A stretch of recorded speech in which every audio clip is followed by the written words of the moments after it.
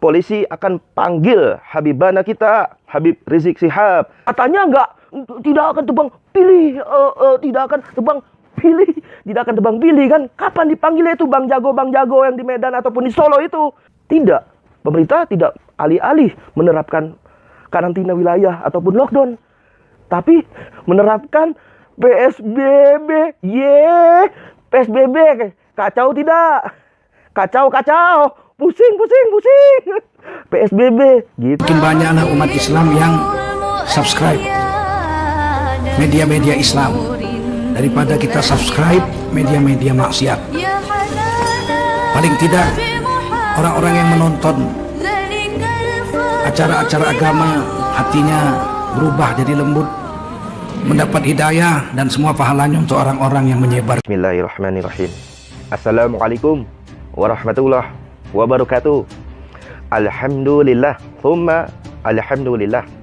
Saudara-saudara yang dirahmati oleh Allah Subhanahu wa Ta'ala, bertemu lagi dengan Al-Fakir Ade Abi Faisal pada kesempatan hari ini Sabtu 28 November 2020. Al-Fakir masih senang sekali, masih bersemangat sekali karena ditonton oleh orang-orang yang hebat, luar biasa, yang sama-sama menginginkan perubahan hanya kepada Islam saja, bukan ke arah kapitalisme ataupun ke arah komunisme. Takbir, Allahu Akbar. Saudara-saudara yang dirahmati oleh Allah Subhanahu wa Ta'ala, pada pembahasan kali ini Al-Fakir ingin membahas, yakni polisi akan panggil Habibana kita, Habib Rizik Syihab, terkait pelanggaran protokol kesehatan, prokes. Lucunya polisi menaikkan status perkara tersebut dari tahap penyelidikan menuju tahap ke penyidikan. Gitu. Waduh, cepat amat nih prosesnya. Cepat amat gitu. Jadi Al-Fakir ingin memberikan setidaknya seperti biasa 3 poin. Poin pertama adalah Pak Kapolri, Anda kan telah mengeluarkan surat telegram yang pada tanggal 25 Juni 2020 tentang perintah kepada jajaran mengenai pencabutan maklumat Kapolri dan upaya mendukung kebijakan adaptasi baru atau new normal. Awalnya nih ada larangan kumpul-kumpul. Lalu Kepolisian Republik Indonesia NKRI harga mati menindak berdasarkan maklumat tersebut.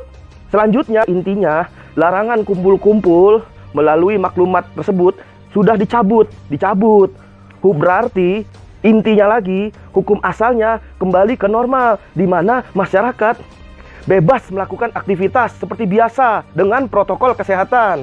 Hal ini juga bisa dipahami karena pemerintah mengeluarkan kebijakan yang new normal agar aktivitas ekonomi dapat kembali digerakkan sebab negara sedang resesi. Awalnya kan maklumat telegram ini kan dikeluarkan lalu dicabut karena mendukung kebijakan new normal gitu. Itu poin pertama dari dasarnya. Kemudian poin ketiga, lanjut. Pak polisi bilang begini nih, tidak akan tebang pilih. Polisi akan panggil Habibana Habib Rizik terkait pelanggaran protokol kesehatan di kerumunan. Tidak akan tebang pilih katanya. Tidak akan tebang pilih. Tidak akan tebang pilih. Kata siapa? Kata Direktur Reserse Kriminal Umum Kombes Polisi Tubagus Ade Hidayat di Polda Metro Jaya. Tidak akan tebang pilih gitu ngomongnya. Lalu memanggil Habib Rizik dengan alasan melanggar protokol kesehatan di tengah pandemi. Bukankah larangan kumpul-kumpul telah dicabut oleh Kapolri?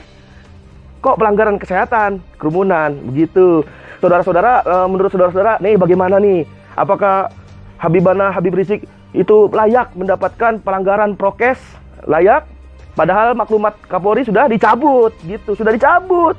Gitu. Lalu sekarang nih pertanyaannya nih, lalu Bang Jago di Medan tuh, Bang Jago yang di Medan, Bang Bobi yang jelas-jelas mengakui melanggar prokes, itu kapan dipanggil? Kemudian Bang Jago juga yang di Solo, itu di kerumunan itu, kapan dipanggilnya? Kapan? Katanya tidak akan tebang pilih, pilih. Tidak akan tebang pilih kan? Kapan dipanggilnya itu Bang Jago yang di Medan ataupun di Solo itu? Kapan? Tidak hanya cukup hanya di situ. Munas PBSI yang dipimpin Wiranto di Tangerang itu kapan dipanggil? Lalu lucu lagi, konser musik itu ada biduan joget, di Gorontalo. Di Gorontalo, tarik sis, semongko. Itu kapan ditarik? Kapan dipanggil? Gitu. Katanya nggak tebang pilih. Aduh. Katanya nggak tebang pilih. Itu poin kedua. Kemudian poin ketiga adalah, nah ini yang penting nih. Poin ketiga nih.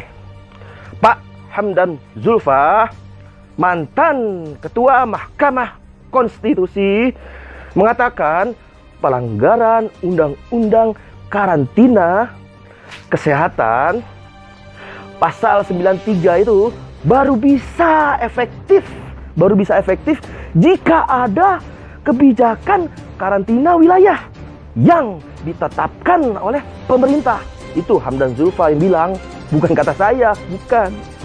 Jadi, ini baru kata saya nih. Jadi, undang-undang karantina wajib hukumnya dilakukan apabila pemerintah menerapkan negara ini statusnya sebagai karantina wilayah, karantina negara.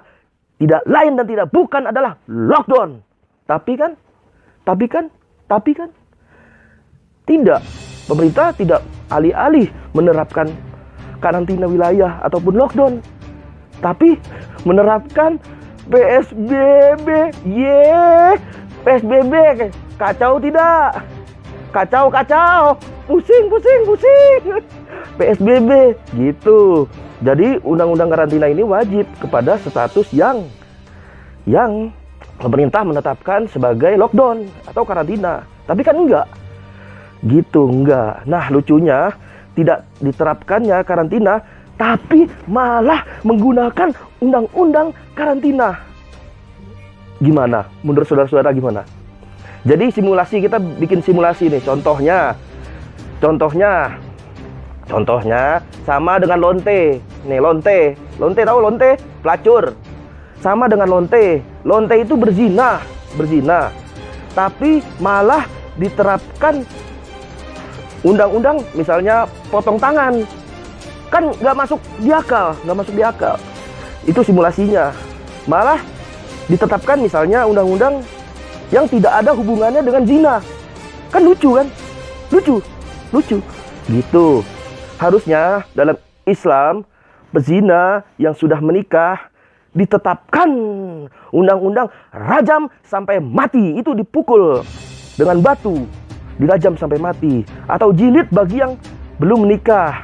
Itulah baru sah. Contohnya begitu. Nah, seperti undang-undang yang negara ini tidak menerapkan status karantina, status lockdown, tapi dipakai untuk undang-undang yang karantina. Gitu, berdasarkan tadi rujukan Pak Hamdan Zulfa. Faktanya kan gitu, pemerintah tidak pernah keluarkan kebijakan karantina dari sejak corona ini hadir, welcome di Indonesia, tapi mengeluarkan PSBB yang meledak gitu di NKRI harga mati gitu. Yang sekarang harga berapa? Walhasil, saudara-saudara yang dirahmati oleh Allah Subhanahu wa taala, dari poin 1, 2, 3 tadi, entahlah. Yang jelas kita ini masyarakat awam semakin tidak bisa mencerna kayaknya. Nggak bisa mencerna penegakan hukum yang dilakukan oleh rezim, yang dilakukan oleh aparat.